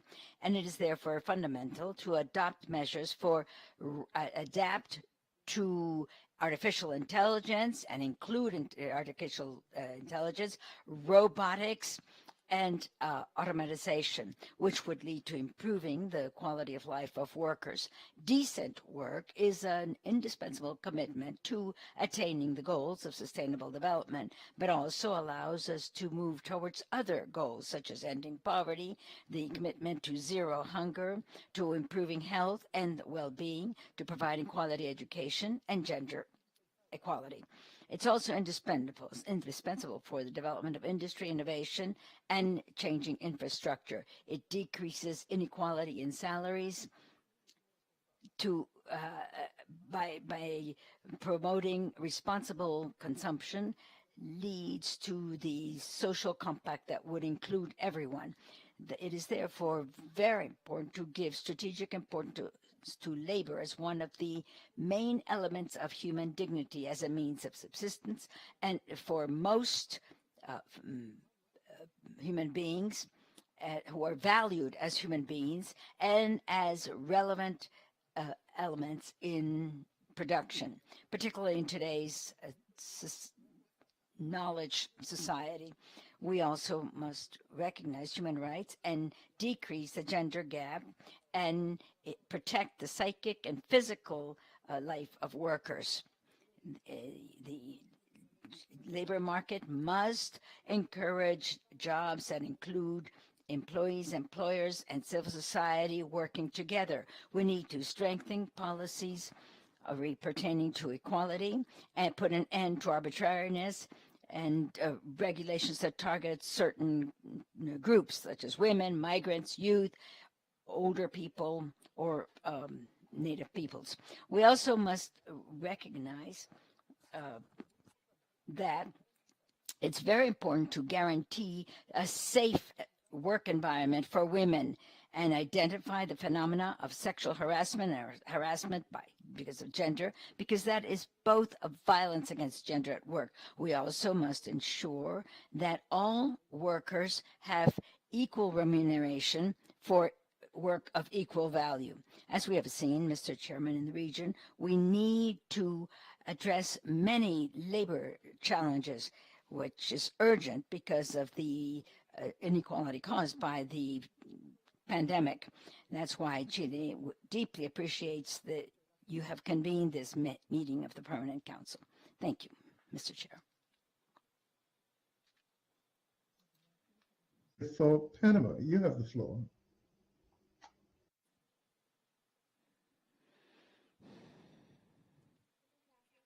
Thank you, Mr. Chair. First, I'd like to thank you for having convened this meeting and thank the very interesting presentations, Mr. Brantley, Mr. Quinlan, and Mr. Perez-Samano. The crisis resulting from the COVID-19 pandemic has had a huge impact everywhere, even in the labor market.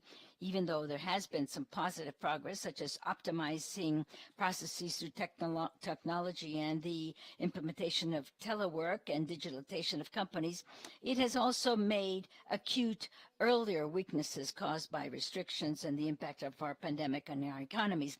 In the case of Panama, the Ministry of Labor and Work has undertaken intersectoral efforts to respond to the needs and challenges facing the labor market during this very complex times. It's a comprehensive, multidimensional approach, taking into account the impact on labor productivity in Panama. We also have tried through initiatives, programs, and projects to encourage employability in view of the new conditions in lives and new technologies and the growth of small businesses. Panama would like to share with you some of these initiatives. First, the public policy of employability and labor insertion of women and girls who are economically vulnerable in Panama. This seeks to increase job opportunities for women, specifically for those who are living under vulnerable conditions. It attempts to guarantee equality between men and women in terms of social and labor inclusion, and respond to the challenge of accelerating opportunities for women, ensuring that they're not left behind during the recovery and economic development and prosperity that we expect to have. Second, a program to support joining the labor market. This is a fellowship program between the government and private sector to help people acquire skills through activities, theoretical and practical activities on the job. Each party contributes 50% of the fellowship, which is amount to the minimum salary, and if there is any disability, then the program covers the entire fellowship.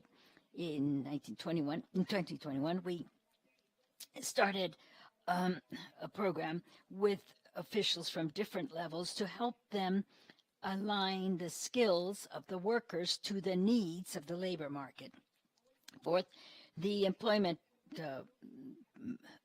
group, which is a technology to explore labor opportunities developed by the Ministry of Labor.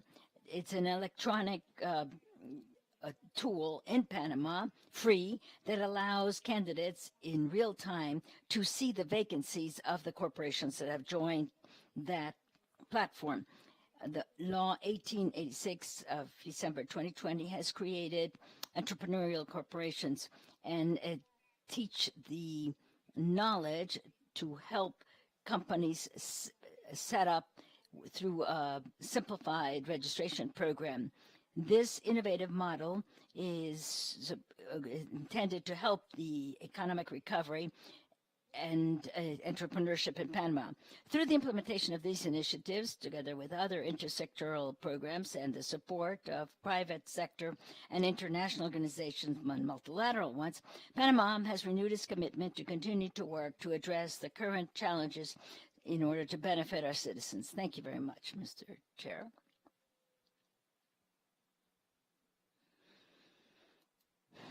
We have a representative from Peru. Peru. Thank you very much.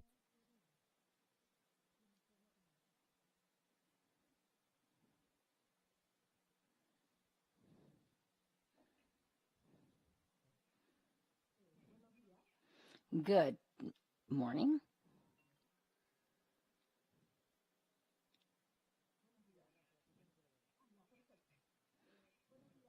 Good morning, Mr. Chair, Mr. Assistant Secretary General, distinguished representatives, ambassadors, and colleagues. I'd like to begin by thanking you for having taken this significant initiative to bring up a topic that is a priority of our agenda. I'd like to thank the presenter as well. They have been shared very valuable information for all of us and addressed a very important aspect of this topic, particularly in view of the fact that our region, Latin America and the Caribbean, in terms of productivity, is below the average global productivity, which is of great concern. In the specific case of Peru, I'd like to highlight three topics that are important, which I feel should be addressed under this theme. One mentioned by one of the presenters, the fundamental aspect of education, and specifically valuing technical education, which is something that our countries need to learn to do and handle in a strategic manner. Another key subject for Peru is the gender gap. We have to work to address this gender gap and link that to the previous sector, which is education. We have to work in improving the elimination of the gender gap in schools. Another point of great importance is establishing standards for the environment. We have to deal with the climate change problems, and it has to be done in a tangible and concrete way in the labor market and in order to address productivity. So thank you very much for having given me the floor. Next, we have the ambassador for Ecuador. You have the floor, sir.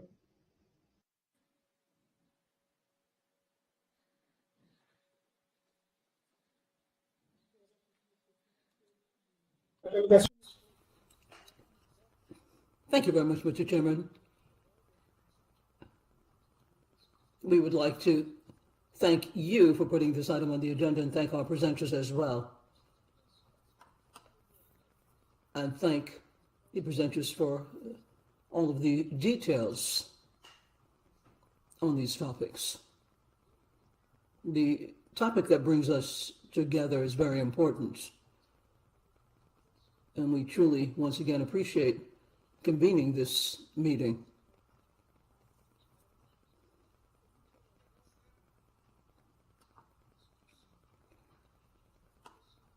This discussion and exchange has to lead to public policies and generate incentives for workers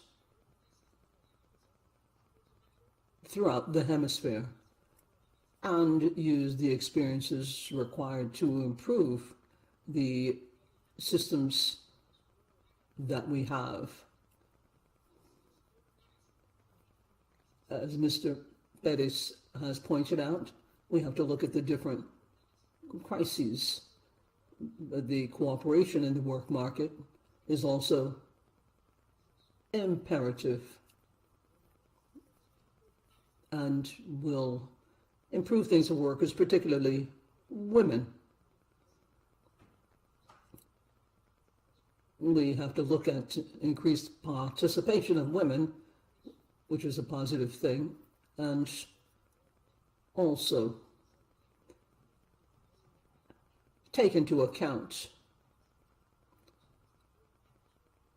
people who can positively work. We have to generate new jobs, which will become a priority for us, particularly look at the SMEs.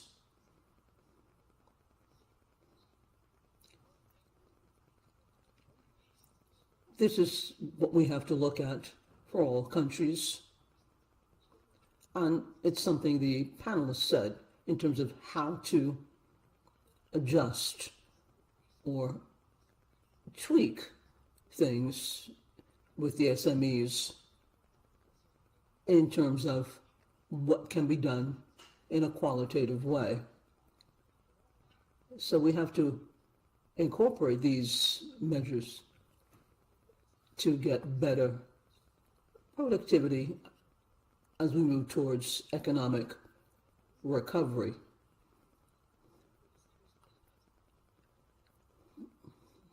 There have been many efforts made. We have to look at all of the economic problems, especially as regards productivity.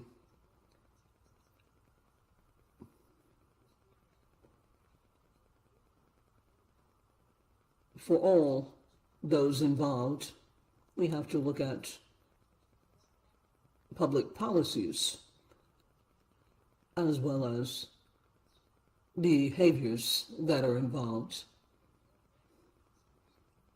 We have to coordinate things and incorporate new kinds of modus operandi. There are ways of managing the public and private sectors when it comes to strategic areas. These are strategies such as some of the ones mentioned by the panelists, and particularly in the light of COVID.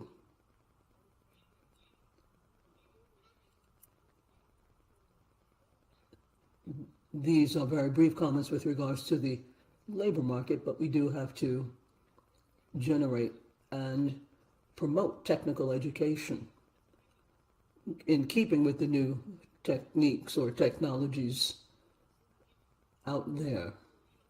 Let me conclude by saying that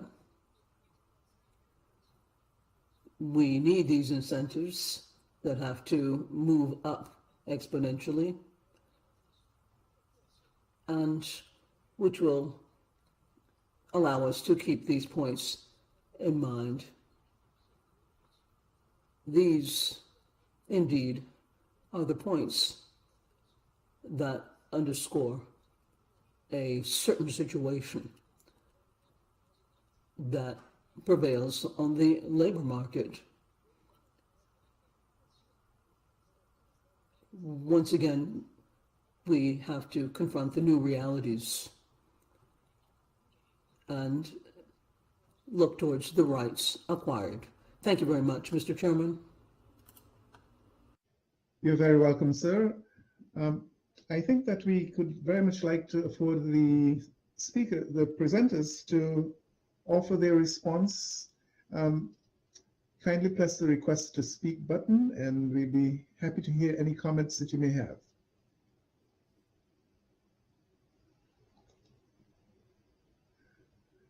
Mr. Perez, you have the floor, sir.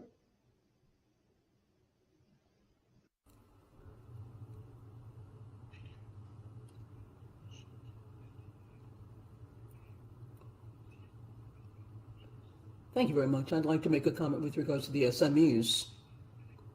And this is a very important topic in my country. Some of the data highlight this. We have 45 million registered, and a great percentage of them pick up unemployed.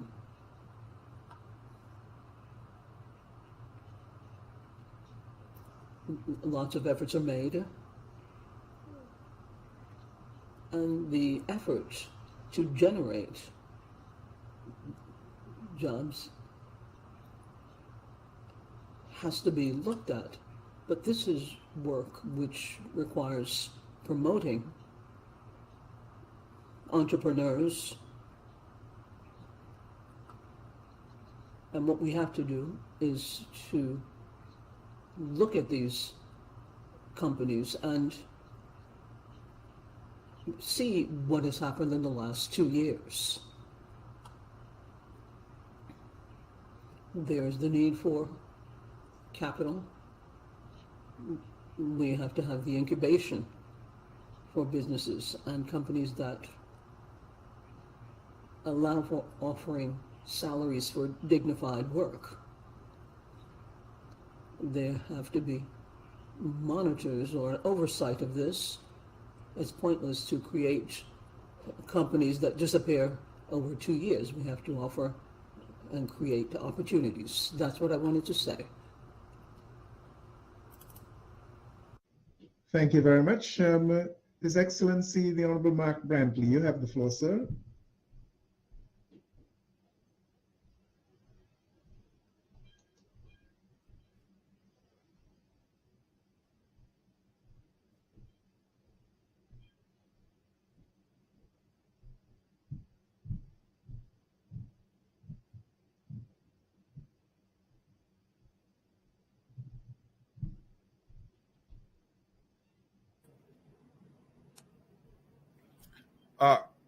Hello, Dr. Hull? Yes, we can hear you and see you very clearly. I'm so sorry. I had a bit of lapse in my internet. So I just wanted to offer a very brief reflection. I believe that the conversation has been incredibly rich. And to me, there's a common thread that this is a problem. And so I commend you yet again for putting this so firmly on the agenda. I refer especially to the distinguished representative from Barbados, who I believe was the first speaker, who drew our attention to the history of our region and the fact that perhaps we do find ourselves trapped in this low productivity jobs, low productivity environment as a consequence of that peculiar history. And I think that there is some merit to that. I sort of marry that now to the presentation made by my dear friend, Mr. Quinlan, who clearly pointed out that technology arguably offers some solution to help us as a region to move ourselves out of this low productivity trap in which we find ourselves. I believe that technology is the great equalizer, the great leveler, if you will, in this world. Many of our countries in the region, and St. Kitts and Nevis in particular, has a very high penetration rate for cell phones and other devices. Everybody here is connected in some way, shape, or form. And in a very real way, we can use technology and leverage technology to close that gap that we find insofar as low productivity is concerned. I said that to say that our history, peculiar as it is, I believe it was the distinguished representative from Guyana who made reference to the different paths that Singapore and the region would have taken, and I agree with that. But I don't think it is too late for us to use what is available to us, the tools that are currently available, to see how we can close that gap and how we can boost productivity.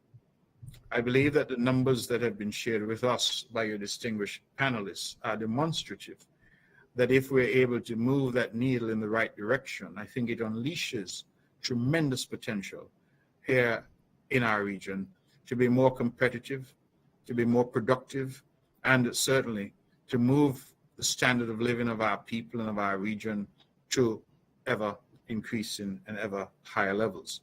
And so I think this conversation has been very rich. It would be my hope from a policy level that this conversation continues. And whilst I know your chairmanship is short, I'm hopeful that your leading role here has put this firmly on the agenda of the OAS, even though, as I think one of your distinguished speakers would have pointed out, this might not be a traditional approach at the OAS. I think the OAS is concerned about enhancing lives across the region and across the member states. And I believe that this is a worthwhile pursuit. And I've been honored to have been invited and to have participated in this exchange this morning. I think I've learned a lot, and I'm going to certainly take away and have a discussion with my colleagues in cabinet what I see as certainly something that we have to overcome as a country and as a region if we are to succeed and if we are to do and become the type of society and the type of country that I believe we all want. So again, thank you very much. Those will be my final words for today. I want to thank you for the honor of being here and for participating in this very important special sitting. Thank you, Excellency. Thank you very much. I would like to say that I too am very, very appreciative of the comments that were offered by the delegates, and certainly with respect to the presentations, I thought they were very much on the mark. Some of them would need somewhat controversial. Some would indeed require an extra effort on our part, but I am very supportive of the inclination and the willingness to really continue to push this issue because it is so very important. We certainly can't allow this situation to go from cradle to the grave in which our per capita income is stuck at a $16,000 level. That's not something that I think that we should be comfortable with. So to ignore the issue is not the solution. I think Ambassador Lynch has made a good point, which you've made to me before, with respect to the importance of trying to reach to the higher levels of income of government. That is very important. This, however, does not mean that the sessions that have been reported today and last week could not be circulated with respect to the members of the cabinets of those several governments. Those sites, those recordings in full detail are available on Facebook, and certainly they can be made available to you, to anyone who would like to receive them. I'd be happy to make them available to you.